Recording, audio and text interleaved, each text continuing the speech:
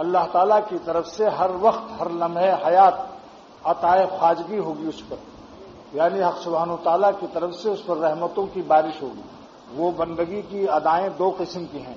Number ایک کہ جو ہمیشہ اللہ تعالیٰ کے حکم کو بجا لائے، جیسا کہ قربانی آنے والی ہے، اس وقت قربانی کا حکم ہے کہ جانور ذبح کر دیا جائے، جس پر صدقہ فطر واجب ہوگا اسی پر قربانی بھی واجب ہے۔ اور صدقہ فطر 52.5 تولہ چاندی کی قیمت جس کے پاس ہو، 52.5 تولہ چاندی ہو یا اس کی قیمت ہو۔ سونے کی بات تو چھوڑیے، سونا تو آج کل خوب سونا بنا رہے ہیں۔ اب آپ سوچئے کسی سونے والی کی دکان سے پوچھو کہ 52.5 تولہ چاندی کی آج کل کیا قیمت ہے؟ 3650 روپیہ۔ کوئی غریب سے غریب 3650 روپیہ ہونا اس زمانے میں جو غریب ہے اس کے پاس بھی نکل آئے، لیکن ہمت نہیں ہے۔ دوسروں کا جانور کا گوشت لے لینا ایسے شخص کے لیے اور قربانی نہ کرنا یہ بہت سخت محروم۔ اکثر میں نے جھونپڑی والوں سے پوچھا کہ تمہارے پاس بینک میں کتنا پیسہ جمع ہے؟ ان کا صاحب 10,000 روپیہ جمع ہے۔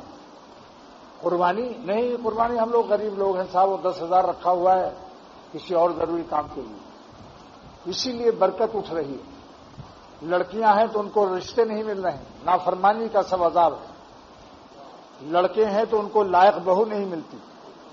ہر طرف سے پورے عالم پر اللہ تعالیٰ کی رحمت سے دوری کی لعنتیں برس رہی ہیں ہمارے گناہوں کی وجہ سے۔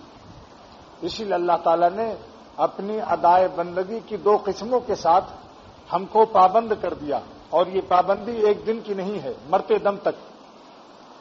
پابند محبت کبھی آزاد نہیں ہے، پابند محبت کبھی آزاد نہیں ہے۔ اس قید کی اے دل کوئی میعاد نہیں ہے، میعاد ہے۔ وعبد رب کا حتی یاتی عقل یقین، موت تک پابند رہو، بس روح نکلی بس ختم۔ جس دن روح نکل جائے گی آپ کو چھٹی ہے، پھر کسی قسم کے احکام، کسی قسم کے گناہ سے بچنا فرض نہیں۔ جب تک ہمارے جسم میں روح ہے ہم پابند شریعت ہیں۔ اب دو قسم کی ادائے بندگی کیا ہے؟ جس وقت جس زمانے میں جو حکم ہو اس حکم کو بجا لاؤ، اور جس بات سے اللہ تعالیٰ نے منع فرمایا اس سے رک جاؤ۔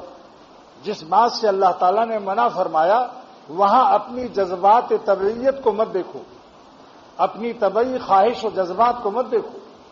اپنی خواہش کو اس وقت دیکھنے والا مومن کامل نہیں،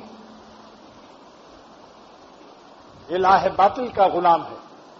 نفس کی خواہش الہ باطل ہے، اور یہ شخص کبھی اللہ تعالیٰ کے قرب کی لذت سے آشنا نہیں ہو سکتا۔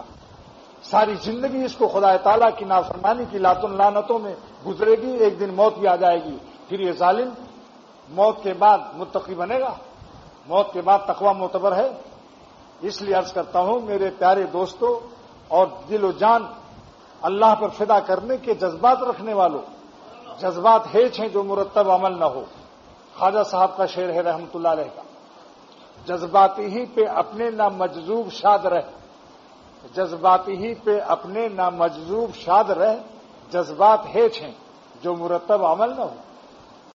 حدیث میں ہے کہ جب بندہ گنہگار روتا ہے تو اس کے گناہوں کے آنسو جہاں جہاں لگ جاتے ہیں دوزخ کی آگ وہاں حرام ہو جاتی ہے، تو وہاں ایک قطرہ آنسو کعبے کی زمین پر جو گرا اس پر میرا شعر دوسرا ہوا۔ وہاں وہ شعر اس لیے سنا رہا ہوں کہ اس کے اندر بہت بڑی نعمت کا ہے، شکریہ بھی ہے۔ وہ کیا شعر ہے؟ جو شعر اچھی جگہ کا ہوتا ہے وہ زمین کی برکت سے، کعبے کی برکت سے شعر بھی یہ برکتی ہو گیا ہے۔ اس کی قدر کیسے معلوم ہوگی؟ ایک واقعے سے معلوم ہوگی۔ ایک شخص غالب کا شاگرد تھا، اس نے لیٹرین میں 2 شعر کہا بیت الخلاء میں، بن گیا اچانک گنگناتے گنگناتے، قافیہ سوچ رہا ہوگا پھر استنجا لگ گیا ہوگا، نکل کر 2 شعر غالب کو لکھا کہ میں اے استاد یہ 2 شعر میرا آج بیت الخلاء میں بن گیا، قافیہ بھی فٹ ہو گیا۔ تو غالب نے لکھا ظالم جبھی تو اس میں لیٹرین کی بدبو آ رہی۔ تو اس سے معلوم ہوا کہ شعر جس جگہ ہوتا ہے اس جگہ کی برکت، اور خراب جگہ ہو تو اس کی نوزت. لہذا میرا یہ شعر جو میں اب آپ کو سنا رہا ہوں بیت اللہ میں ہوا، وہ کیا ہے؟ جو گرے ادھر زمیں پر، جو گرے ادھر زمیں پر میرے اشک کے ستارے، جو گرے ادھر زمیں پر میرے اشک کے ستارے، تو چمک اٹھا فلک پر میری بندگی کا تارا. جو گرے ادھر زمیں پر میرے اشک کے ستارے، تو چمک اٹھا فلک پر میری بندگی کا تارا. کیونکہ بندے کی بندگی میرے عروج پر جاتی ہے، ترقی پر جاتی ہے. جب وہ اللہ سے رو لے، اپنی گناہوں کی معافی مانگ لے، تو پھر اللہ تعالیٰ اس سے خوش ہو جاتا ہے. اور گنہگاروں کے آنسوؤں کو شہیدوں کے خون سے زیادہ اللہ پیار کرتا ہے، شہیدوں کے خون کے برابر وزن کرتا ہے. کہ مراروی رحمت اللہ علیہ فرماتے ہیں کہ برابر میں کنت شاہ مجید خون را در وزن با خون شہید.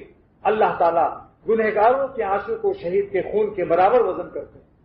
اور ایک حدیث جس کو علامہ آلوسی سید محمود بغدادی مفتی بغداد نے پارہ نمبر 30 سورہ انا انزلنا کی تفسیر میں لکھا ہے کہ جب میرا بندہ کوئی روتا ہے تو اس کے رونے کی آواز کو اور اس کے گڑگڑانے کو اور استغفار و توبہ کی ندامتوں کو اللہ تعالیٰ سبحان اللہ پڑھنے والوں کی تسبیحات سے زیادہ عزیز رکھتا ہے. یہی تو ان کی کرم کی نوازی اور اللہ کی رحمت کی بہت بڑی دلیل ہے. دنیا کے بادشاہ اپنی تاریخ جب سنتے ہیں تو اپنی رعایا کی آہ نالوں کی قدر اس وقت نہیں ہوتی. اگر کوئی جا کر رونے لگے تو اس کو سیکورٹی اور پولیس بھگا دیتی ہے کہ تم ہمارے بادشاہ کے رنگ میں بھنگ ڈالتے ہو، اس کا منگل میں جنگل ڈالتے ہو، بھگو یہاں سے، کسی اور وقت آنا. اس وقت بادشاہ صاحب کی تعریف ہو رہی ہے، لیکن اللہ تعالیٰ اپنی عظمت کی تعریفوں اور سبحان اللہ کی اور ملائکہ جیسے معصوم مخلوق کی، بے گناہ مخلوق کی زبان سے سبحان اللہ کی آوازیں اللہ تعالیٰ فرماتے ہیں کہ گنہگاروں کی آہ و نالے اور اشک ندامت اور توبہ اور استغفار کا میں گڑ گڑانا مجھے سبحان اللہ کی آوازوں سے زیادہ عزیز ہے. مجھے اپنی تاریخ سے زیادہ، اپنی عظمتوں کی استقبالیہ سے زیادہ مجھے اپنے گنہگاروں کے آنسو پیارے ہیں. سبحان اللہ کیسا کریم مالک ہے، چونکہ وہ سبحان اللہ کا محتاج ہے. دنیا کے بادشاہ تو اپنی تعریفوں کے محتاج ہے. اگر ساری دنیا ولی اللہ ہو جائے اور امریکہ، روس، جاپان اور جرمن کے بادشاہ بھی مسلمان ہو کر ولی اللہ سب بن جائے، ساری دنیا ایک کافر نہ ہو اور رات بھر سجدے میں سبحان اللہ پڑھتے رہیں، اللہ تعالیٰ کی عظمت میں ایک ذرہ اضافہ نہیں ہوگا. ہماری عبادتوں سے ان کی عظمتوں میں اضافہ نہیں ہوتا، وہ پہلے ہی سے بڑے ہیں. اور اگر ساری دنیا سرکش ہو جائے، سب بغاوت کر لے، سب کفر میں مبتلا ہو جائے، ایک مومن بھی نہ ہو، تو اللہ کی عظمت کو ایک ذرہ نقصان نہیں پہنچا سکتے. ایک مسئلہ بتانا تھا کہ عورت کا احرام، عورتیں عمرہ کرنے جا رہی ہیں، وہ ایک کپڑا باندھ لیتی ہیں، اس کو احرام سمجھتی ہیں، حالانکہ وہ صرف بالوں کی حفاظت کے لیے ہے. یہ غریب نادان اس کو ایسا باندھے رہتی ہیں کہ حج کے زمانے میں، عمرے کے زمانے میں کسی وقت نہیں کھلتی، رات دن بندھا رہتا ہے. اور بازی تو یعنی سر پر مسا کرنے کے وقت میں اسی کپڑے کے اوپر مسا کر لیتی ہے، جہالت سے، مسئلہ نہ جاننے سے. سمجھتی کہ یہ رومال اگر ہٹا تو ہمارا احرام بھی ٹوٹ گیا، اور سر پر مسا کرتی ہیں اسی رومال پر. نماز بھی نہیں ہوتی، بالوں پر مسا فرض ہے. لہذا عرض کر دیا کہ خواتین بھی آئی ہوئی ہیں اور ہمیشہ آتی ہیں، اور جو مرد یہاں موجود ہیں اپنی بیویوں کو مسئلہ بتا دیں کہ عورت کا احرام صرف لبیک پڑھنا ہے. وضو کر کے 2 رکعت پڑھ لیا، اگر حالت حیض میں ہے تو وہ نماز بھی نہ پڑھیں، لبیک پڑھ لیں بس، اور نیت کر لیں، احرام بن گیا.